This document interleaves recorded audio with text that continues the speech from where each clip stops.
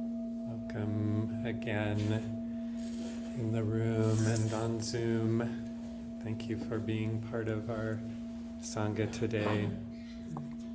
And just so much appreciating this being together, reminding us of this refuge of sangha in uncertain times. And right now, I know for me things feel extremely uncertain and contentious and looming, and I imagine for most of us in the room they feel that way. And I've also been reflecting that there really are no certain times. There are times that are marked with more or less compassion, more or less wisdom, more or less kindness. And then there are times that are marked with fear and despair and delusion. And this is a key characteristic of experiencing life in a human form. We experience the joys and the sorrows of life and the whole range in between. And the existence that we live is marked by constant change. There's nothing solid in the mundane world, nothing that we can take true refuge in. And so that's part of what I want to talk about today, is where we find refuge.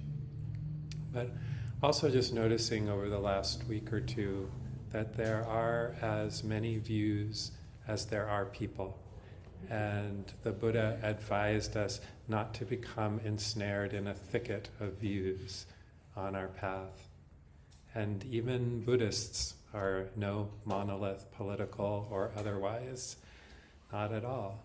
So since the election, I've tried to notice where I find myself clinging and to see if I can loosen my grasp on views on and about what happened or why or what it means, and instead pay attention to what's actually here. A Dharma friend of mine started a group text last week, and she started it with the words, "How are your hearts, dear ones? How are your hearts, dear ones?" I thought that was such a beautiful entry into reflection and connection. How are your hearts? How can we hold each other in times of upheaval and societal anxiety? How can I pay attention to what's here, and what can I do to support my well-being and the well-being of those I love and the communities that I'm part of? And so part of that for me is resisting the inclination to blame or shame or hate, or to numb myself, or to try and fix and figure it out, because I can't figure it out and I can't fix it. And the Buddha spoke of imponderables, such as, is the universe infinite? What are the exact workings of karma? Things like that. And he said to spend our time there is to lead to vexation. And so in a very real way, saying, I don't know, can help me deal with what I can know, which is this moment, the contents of now. And when I don't know what to do, I can practice the Noble Eightfold Path. And that's one of my favorite teachings. During COVID, one of our online teachers, Hugh O'Neill, said that in a Dharma talk. When I don't know what to do, I can practice the Noble Eightfold Path. And it's really stayed with me, because it will always lead to something good. It will always lead to less suffering or fear or aversion, to less clinging. And so the first place on that Eightfold Path is about wise or right view, disentangling view. And so if I keep my views very simple and let the rest be background chatter, I tend to be more at ease.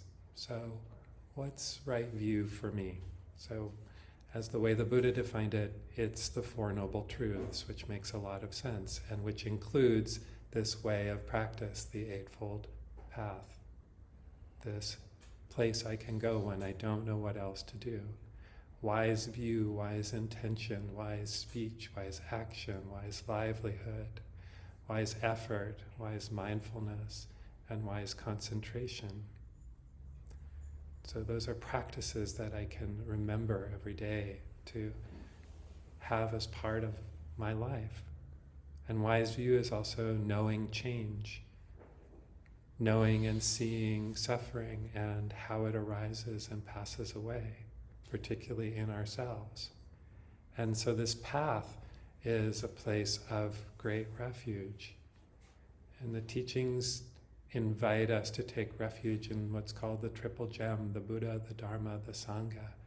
The practice of the path is the refuge of the Dharma, and it belongs to everyone.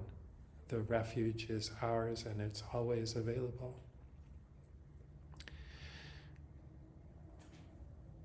And the refuge of Sangha, places like here, practicing together, this refuge, this kind of refuge needs tending and care and support, like we're tending this community, animating it, giving it life, caring for it, showing up for each other. This is a beautiful, strong response in the world. So my practice of the Eightfold Path is sort of an internal refuge, and then Sangha is an external refuge. And it's something that's ours and ours to share. And so I'm just appreciating so much the power of refuges like these. Just being in silence, just showing up, just this intention to practice together is a place of refuge.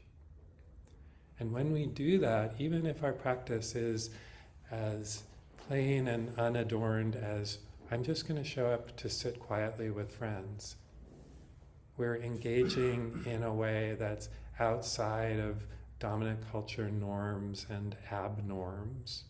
For now, just for now, we're content to be still, not consuming, not distracting ourselves, abstaining from what clouds the mind, caring for each other as simply as being present.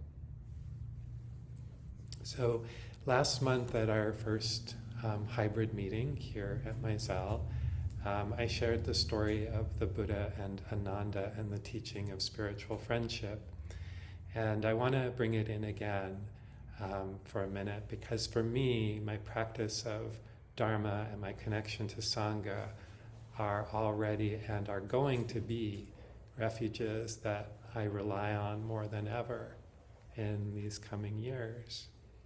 So you probably remember this. This was from a conversation the Buddha had with Ananda, his devoted companion, and it probably had just been a beautiful day in their monastic community when people were getting along well and practicing well. And Ananda goes up to the Buddha and he says, "Good friends, admirable companions and associates are half of the spiritual life."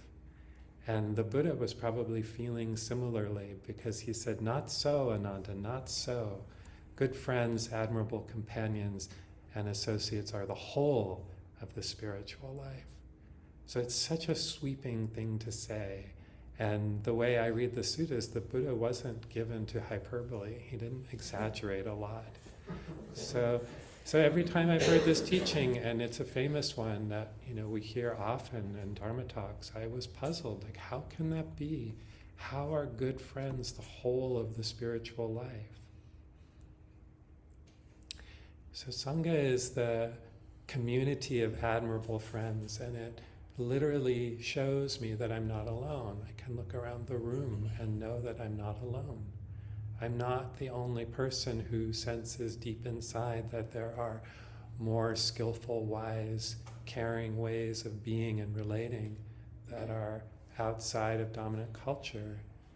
And I'm not alone in thinking that my practice makes a difference, that hate is not the remedy for hate, that only love can be, that there is a path that I can follow to greater freedom, and that our intentions and actions are powerful and condition our inner and outer world.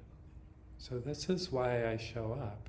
Sangha reminds me that I do belong, and it reminds me of my intentions and what I hold dear. And this belonging isn't earned. We belong because we're here. We belong because we choose to be here. So why did the Buddha say the whole of the spiritual life is good friends and admirable companions? So I thought for a long time he was just emphasizing the importance of friends along the path, and that it wasn't meant to be taken so literally. But I've come to relate to this in a different way.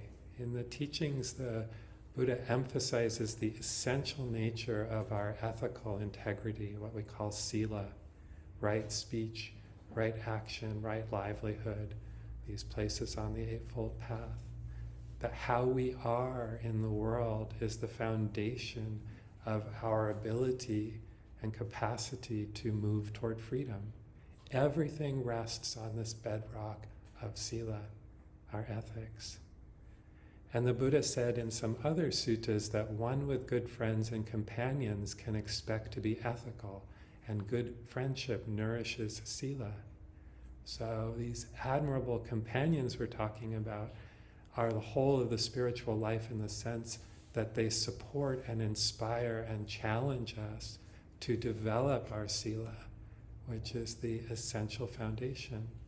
When you witness a friend's integrity or hear about it or watch it, it inspires your own efforts. When that friend is willing to be in conversation and encourage you in your own integrity, you have a real friend.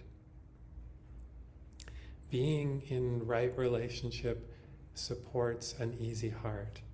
So our sila supports an easy heart.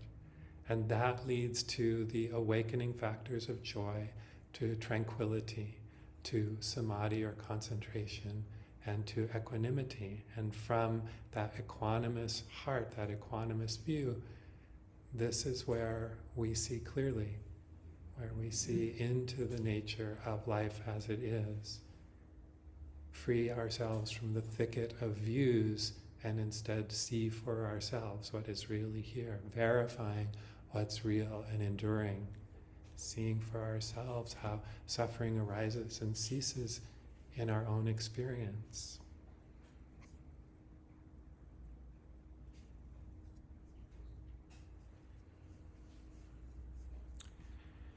So that question I asked in the last talk I gave, what if we relate to the whole world as a good friend?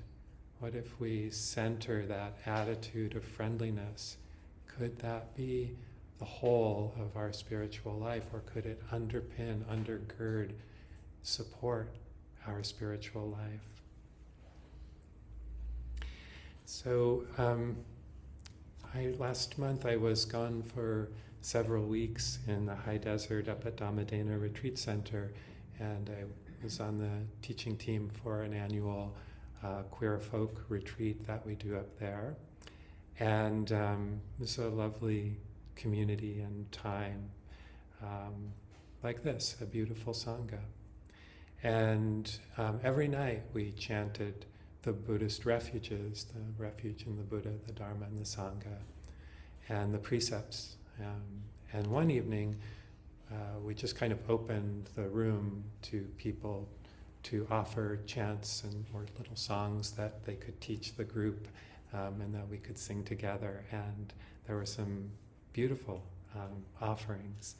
And there was one that was offered from recent protests and actions that someone offered. And once we sang it, it kept going through my mind again and again and again, you know, those earworms that you get. But it was very welcome. It was like a beautiful mantra for me, and it's still kind of going around in my head. And I want to share it, and I don't often sing, but I'll try it. No one is getting left behind this time. No one is getting left behind. No one is getting left behind this time. We get there together or never get there at all. We get there together or never get there at all. Do you want to try it?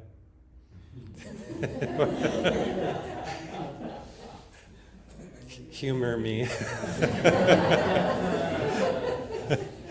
Okay. No one is getting left behind this time. No one is getting left behind this time. No one is getting left behind this time. We get there together or never get there at all. We get there together or never get there at all. One more. We get there together or never get there at all. Thank you. Thank you. I haven't heard a whole room sing it since 2 weeks ago. It does my heart good. So, this really lands deeply for me because this is, I think this is the wish of, I know this is the wish of my heart, and I think it's the wish of most of our hearts. Our child hearts, our original heart, mind, what we call the citta. The heart that gets covered over and defended and hidden away because it's tender and sensitive, but it doesn't go away. And this is the heart of spiritual friendship when it's shared with everyone. This wish for all beings to be free, for all beings to be liberated. This is at the heart of our sila, our ethical integrity. This is the heart, the wise intention of non-harming, generosity, care, letting go.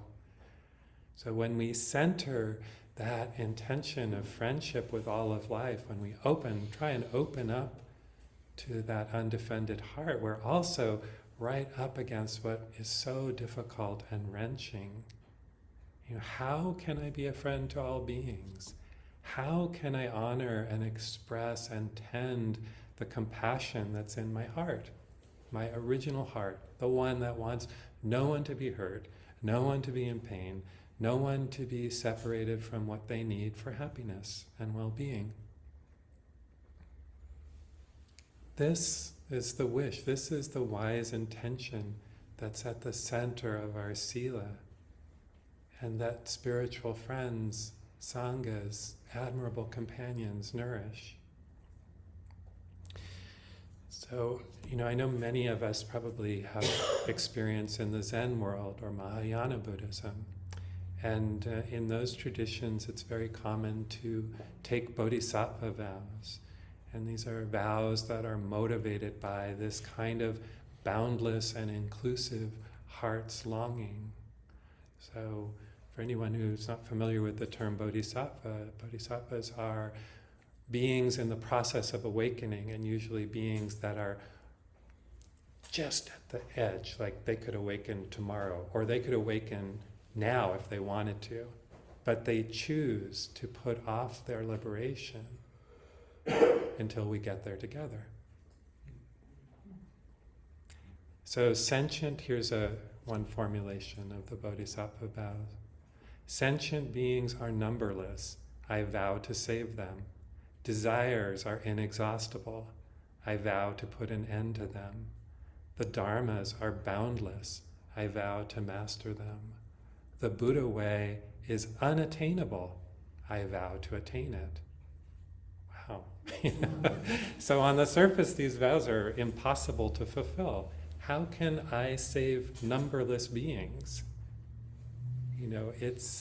It's an impossible task, and yet it's not an impossible ask, because the heart wants to say yes. The heart says yes.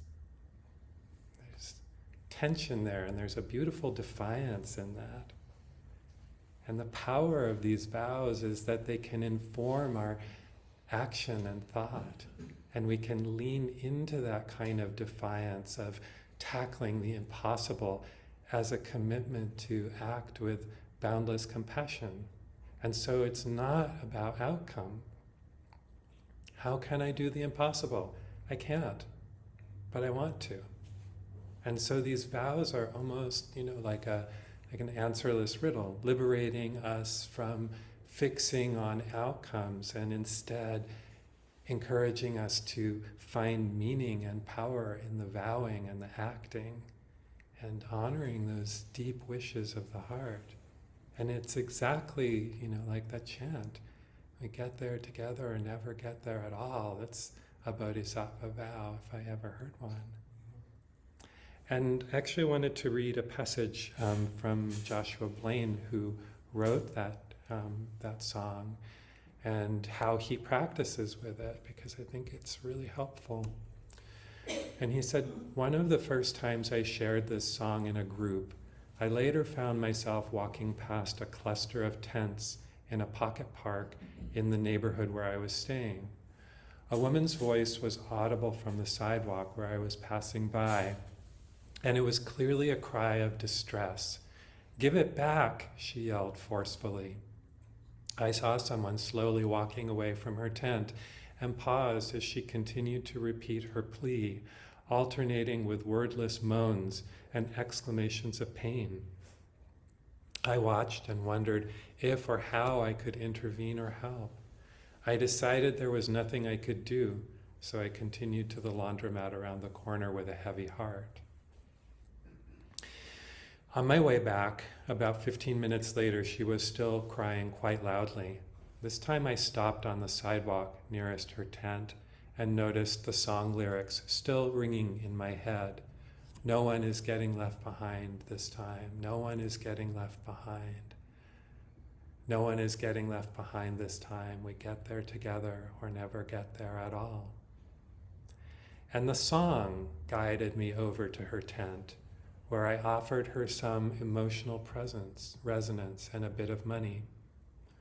While what I offered was helpful and seemed to calm her down, I was of course only scratching the surface of her deeper, larger systemic struggles. The city had just been by that morning, warning them that they needed to pack up within a few days. They didn't know where to go. I didn't know what more I could or should do. When I eventually walked away with a vague intention to return in the morning with some food, I was left with an ache in my chest and belly. My own helplessness was on display, as was the absurd inequity and injustices of our system. Across the street were houses selling for more than $500,000, yet these two folks were living in a tent in a tiny park. While this song helped me remember to stop and pay attention to those among us who are suffering, it also reminded me how large the gap between aspiration and reality often is, how hard the intention to not leave anyone behind becomes in practice. My hope is that this song continues to inspire me and those who sing it to dream into a radical vision of beloved community, even when that seems practically impossible.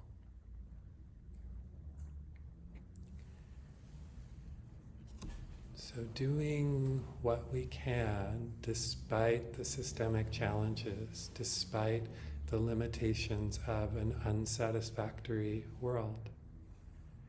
And we have Bodhisattvas all around us, people like, and Bodhisattva qualities, people like Joshua, the divine beings like Manjushri or Kuan Yin here, and people everywhere who care, who are connected to that deep heart, that child heart, we ourselves. And it can seem like so much as we open our hearts to what is here. Suffering is endless. That much is true. Sometimes it can be like, who in the world thought all of this up? Whose idea was this? And, I think the Buddha would call that an imponderable. And he didn't really encourage that sort of questioning, but rather, okay, let's look at what we've got clearly and what tools we have and consider how we might relate to what's here in healing ways and then do that. So how do we hold it? What do I do with this heart that breaks again and again and again for the world?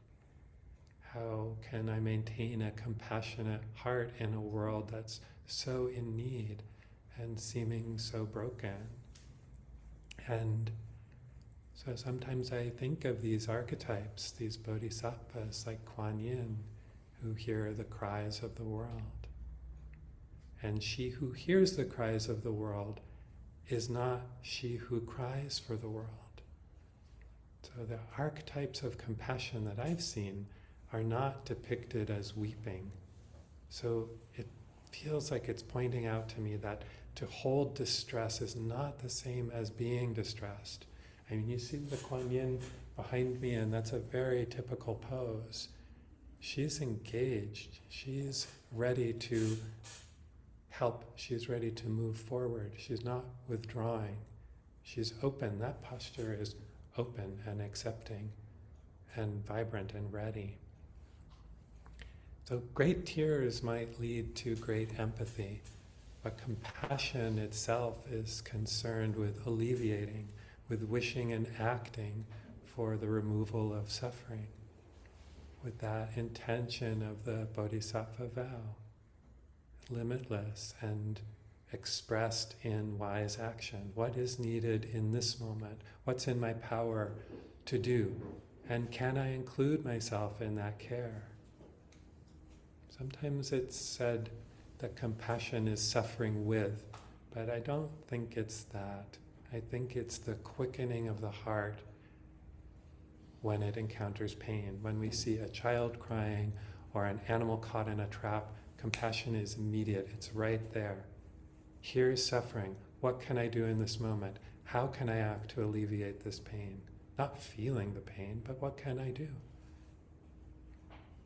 If I'm struggling with that first noble truth, if I can't forgive that there is suffering in the world, then my practice of compassion will be exhausting. And so there's strength here in what we can invoke, that defiant care of the Bodhisattva vow, that I'm going to be caring no matter what, to do what I can in the ways that I can, and to let go of the outcome. So this week I came upon this quote from J.R.R. Tolkien, and it's something that Gandalf said. Some believe it is only great power that can hold evil in check, but that is not what I have found. It is the small, everyday deeds of ordinary folk that keep the darkness at bay, small acts of kindness and love. So for the Buddha, his caring motivated him to teach. At first he wasn't sure that he wanted to, but his compassion is what opened his heart to teach. And yet, I think it's really interesting that here is this person we revere as perfectly enlightened, all-seeing, and yet even when he was alive and present in the world, he couldn't eradicate the suffering of the world completely. And I kind of think that if he could have, he would have. And still he acted and didn't withdraw, being right where he was, offering what he had, these teachings, the Dharma, acting on that intention of compassion. And so, it's amazing. We feel the effects of these acts taken on a local level in the Indian subcontinent 2,600 years ago. We feel his spiritual friendship even now. And whatever vows we take, and I think it's a really interesting practice to ask yourself, what vows have I taken? They may be right on the surface and you know them, and some of them may be a little more hidden, and maybe a good question to ask yourself, what vows have I taken? What vows do I want to take? But however we express our compassion, may it include ourselves as well. So I wanted to offer another formulation of the Bodhisattva vows from Thich Nhat Hanh. However innumerable beings are, I vow to meet them with kindness and interest. However inexhaustible the states of suffering are, I vow to touch them with patience and love. However immeasurable the dharmas are, I vow to explore them deeply. However incomparable the mystery of interbeing, I vow to surrender to it freely. Every caring action ripples outward in ways that we can't fully know, and inwardly as well, in ways that strengthen this beautiful heart and deepen our resilience. So we are not alone. Our practice is a shared light of refuge, a light that we share with others and with each other, guiding us toward getting there together for the benefit of all beings. So let's take 2 minutes to just let the words settle, and then we'll check in with the room.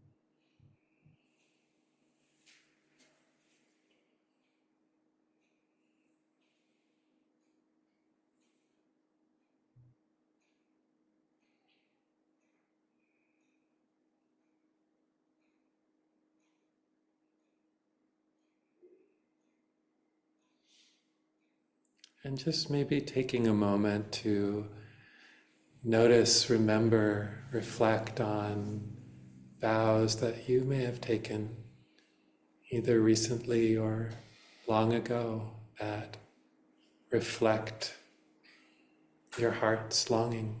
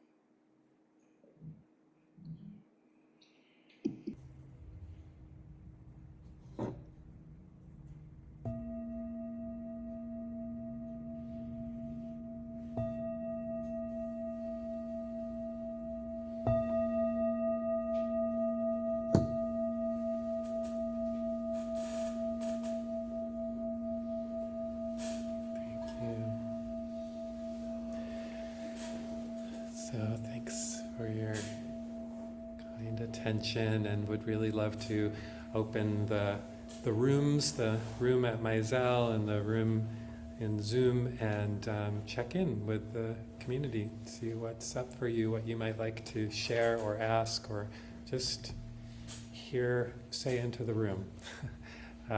So if you're on Zoom, you can raise your hand, and if you're in the room, and thank you, beautiful words to close with. And I wanted to, if we would, just offer this another way of sharing our voices. If we could pass these around, they're kind of a dedication of merit that we can offer together. And I'm trying to, I think I have this online. I know I did the first time, so I'm going to be looking to see if I can share the screen with that.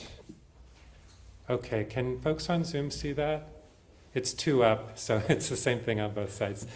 So let's offer this together to close our meeting. Going forth into this world so in need of light, may I bring all the kindness and wisdom I embody to each being and each situation that I meet. May the power of my practice today strengthen my resolve to be an agent of peace and justice in this world. Going forth together into this world so in need of light, may we together bring all the kindness and wisdom we embody to each being and each situation that we meet. May the power of our practice today strengthen our resolve to be agents of peace and justice in the world. We dedicate our practice for the liberation of all beings, the great, the small, the wise, the ignorant, the powerful, and the powerless. May all beings be liberated from sorrow and loss, hatred and injustice, scarcity and want, and every form of suffering. May our practice today be a prayer for peace, and may it benefit all beings without exception. So, thank you, and let's bring it forward. And just to say, please feel welcome to stay in Zoom and talk and check in with each other and in the room. We don't have to vacate immediately, so